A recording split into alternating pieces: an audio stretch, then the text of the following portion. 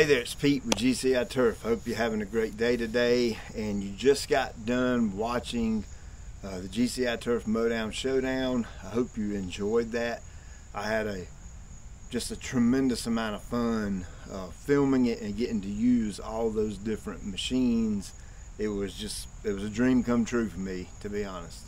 So I know a lot of folks were going to have the question, well, Pete, which one was your favorite? Which one stood out among the 14 machines that you got to try out and review? And there you go. That's my top 6. So in the review series, you heard me talk a lot about ride quality. Well, I didn't pick any of these for ride quality because they all ride pretty bad. With the exception of the Ferris, you know, it has a little bit of a unique type setup, and it actually rides pretty good in comparison to the rest of the pack. You know, I pushed on the manufacturers really hard in those videos that, you know what, you've got some of the brightest minds working for you in your engineering department. Why can't we come up with some type of a suspension type system for the stand-on mower platform so that it rides better, so it's a more comfortable ride for the operator? You know, you heard me talk about the way they look, and look, you should never buy anything based on how it looks. You always purchase equipment based on how it performs and how well it's going to make you revenue in your business. So the reason I did choose these 6 as my top 6 was a few things. Number 1, cut quality. The purpose of buying a mower is to cut the grass, and you want a high quality cut when you cut the grass. What's the point in buying a machine and it not cut the turf good? Now, with that said, that doesn't mean the other mowers that were in the review don't cut good, because you can go back and watch through that series, and there's several of them in there that actually I thought cut really well that aren't out here. But you'll see when we get to the end of this, it's a combination of several different things that all these mowers have in common. Number 2 is horsepower. You know, I'm a horsepower nut. I've got a really fast Mustang, and I thrive on horsepower and speed. Now, I'm not advocating that you cut grass really fast. I'm not advocating that. But there's something to be said when you have a piece of equipment and you have enough horsepower to make the hydraulics function right and to make get your blade tip speed up. That helps create the cut quality. So all that kind of goes hand in hand with horsepower. You don't want an underpowered machine. The next reason I chose these 6 right here, hydraulics. You know, I'm a huge fan of a machine, whether it be a track hoe, a motor grader, a Ventrac, a stand-on mower, a push mower. I don't care. You name the piece of equipment. I like for the hydraulics to be very solid.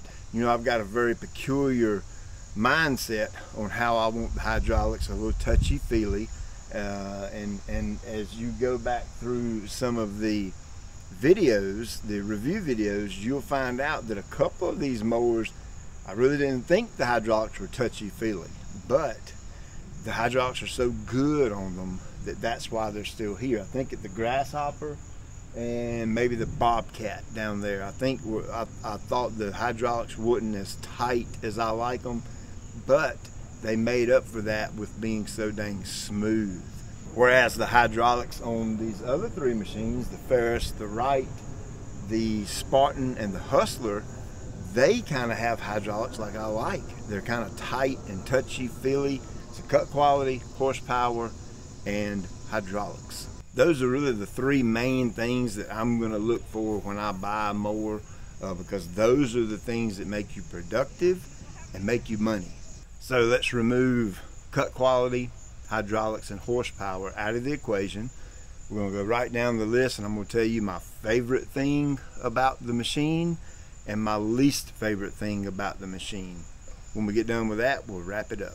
So my favorite thing about the Grasshopper is this ingenuity they have come up with, where this entire platform, this deck, the operator setup here raises up and down. I think it's a 3/4 inch ratchet drive, and you simply put it right here and you ratchet down or ratchet up, and the entire platform will go down or up. That's the kind of ingenuity we need moving forward with all the different brands, not just represented here, but all the brands across the board, and coming up with new ideas for these machines. My least favorite thing about the Grasshopper is this carbureted engine. I would hope that Grasshopper has an EFI version in the works at some point in time, and if they do, that's going to make this machine stand out. It will be a very, very good choice for a mower. So the Hustler, I'll just be completely honest with you, straightforward. This one gets the underdog point, I guess, for lack of better words. I was not expecting this mower to be the mower that it is. It is a very, very solid machine that cuts just stupid well. I mean, just it's stupid how good it cuts. It is just a fantastic mower. My favorite thing about the Hustler is the control layout. You know, I harped on that quite a bit, and this control layout is super easy to get. Minus the fact that the parking brake is on the right. We take that kind of out of the equation. You know, I'm a parking brake left and height of cut adjustment right kind of guy. But this layout right here, the key and the throttle and the PTO, is all super easy to get to, and I really appreciate that. My least favorite thing about the Hustler is this stinking gas tank. It is right in my view of the side of the deck. When I'm on the machine, operating the machine, and I'm edging a property out, I kind of have to lean up a little bit to see that leading edge of that deck, to make sure I'm not over too far, or to make sure I'm over far enough. So I don't know what you got to do with this gas tank Hustler. Maybe slide it back a little bit, but man, that would really help out the operator. So my favorite thing about the Spartan is they've added some technology to this thing. The keypad here, or the starting pad, it has all kind of different info on it, and it has a code on it where you can put a code in to start the machine.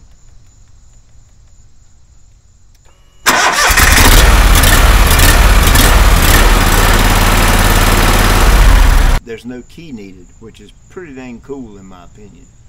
My least favorite thing about the Spartan kind of does have to do a little bit with the hydraulics, but the tension on them forward and reverse. When the machine's running, it has hydraulic pressure on the system, you get a serious forearm workout.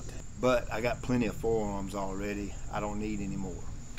If they could, by chance, limit that in some way and make it a little bit smoother to operate the control handles right. I mean, you can't go wrong with a right. We've had them on our crew. Our company owns I don't know, 4, 5, 6, 7, 8, 9, 10, maybe 9 or 11 right mowers or something like that, and you can't go wrong with a right. The name speaks for itself, and the quality behind that name is absolutely top notch. One thing I don't like about the right is the control layout. Just like I do like the Hustler, I don't like the right. The key and the PTO are absolutely wonderful, but this throttle cable is in the absolute worst place it could be. It is just shoved down in here to where you have to come up under the belly of the control system to throttle up, or you have to come over top and kind of put your thumb in between the two front ones to throttle up. There's so much space back here. I mean, all this empty real estate back here, if you put the throttle right here where you could just simply get to it, it'd be game-changing stuff for the operator. The thing I like about the right the most is productive. When you take the hydraulics, the quality of cut, the power, maneuverability, all of that, and you throw it into a bucket and jumble it up, this is a super productive mower. You can get a lot of yards cut in a day, and leave them looking really, really good. And the Ferris, I don't know where to go with this, man. This is a very, very good mower. I kind of knew going into it, I had a good idea that, hey, the Ferris is going to be one of the top dogs or whatever, and I thought it was going to do very well compared to all the other ones. But it's almost in a league of its own, just to be completely straightforward and upfront with you. This machine is absolutely incredible. But there's some things I don't like about it, and the number one thing I don't like about it is the layout of the controls. It is just all jacked up. I just do not like it in any way. Again, I want to make sure you are aware that a lot of this is personal preference, okay? You may have another operator that gets on this thing and just absolutely loves the position of the controls, and that's completely fine. But for me personally, I don't like it. For the benefits you get from the machine, I can live with the parking brake being on my right and the height cut adjustment on my left. I can live with that. I like it, vice versa. But it's just the key is easy to get to, but the PTO, you have to kind of get down here and fight all this. And then the throttle, even though it's an electronic throttle where you have a tab where you just hold the button down and it throttles up, you no longer have the cable type system. It's just in a bad location. Ferris, if you could just take the PTO and the throttle and put them back down here closer to the operator, you'd have something crazy right here, because this thing is absolutely fantastic. I think my favorite thing about the Ferris is all this stuff up here at the deck that makes the deck in the front kind of go and glide along the yard. If you have undulation in the yard or areas that are uneven in the yard, this front suspension would just kind of floats over it, and it absolutely makes a big difference. Something else that makes a big difference with this, and it kind of goes hand in hand with that, is the platform back here. There's a lot of adjustability on there's a spring-loaded platform back here, and you can adjust it whether you're a big guy, a little guy, a medium guy, whatever. So the comfort level overall and the ride quality is hands down my favorite thing about this mower. And the Bobcat. Again, I gotta be straightforward with you. I never put Bobcat in the category with super high-end, really good mowers. I just didn't. I know they make great heavy equipment, but I just never assumed they make good mowing equipment, and this is a really, really good mower. Fantastic mower. One thing I don't like about it is this. I am not a fan at all of the safety switch being in the handlebars up here. I personally prefer the safety switch being in the footboard or the platform that you stand on. And again, that's personal preference, and with it being here, I feel like it limits you. It forces you to keep your hands on the handlebars at all time, no matter what you're doing. And of course, I get the safety aspect of it. I understand that. But with the switch being in the footboard and the platform, you still get the safety aspect. So I think if Bobcat, if you change this, man, it would make me happy. I know that. My favorite thing about this Bobcat is it is butter smooth. It is incredibly smooth to operate, turning the machine around, easing into full speed or slowing down, again, making your turns. It's just an incredibly smooth operating machine. As smooth as this machine is, you would absolutely be in love with it if you bought one. So that's my top 6. So now the big question, Pete, which one are you going to buy for your fleet mowers for your company? I don't have a clue. Honestly, it's very, very hard for me to decide between all these. I'm probably going to have to go back and watch the review videos myself and just kind of go through it, nitpick a lot of things and see which one we end up buying. It's a very, very difficult decision for me. That's how close these mowers are to each other as far as cut quality, power, and hydraulics go. You could give me any of them and I would be absolutely content and happy as I could be. But when you go to spending your own money on it, it's a little bit different. You want to pick out which machine fits your company the best, which one fits the profile of how you guys do business or how I do business. Do you mow blow? Do you do highly manicured turf? Do you mow big wide open areas? Do you mow tight choppy areas? Do you have a combination of all of them? There's a lot of different factors that weigh into purchasing a mower, so I'm really gonna have to sit down and think about this to figure out which way I want to go. So this is kind of a little bit of an add-on to the MowDown ShowDown series, and I wanted to make this video to answer the question, because I know a lot of people's going to be asking me which one was your favorite and what do you like best and yada yada yada. So I don't have a best one.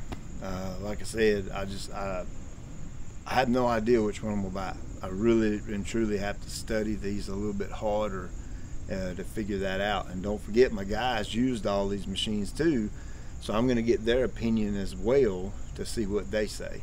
So I hope you've enjoyed this, and as always, I appreciate you taking time out of your day to watch. I'll check you later.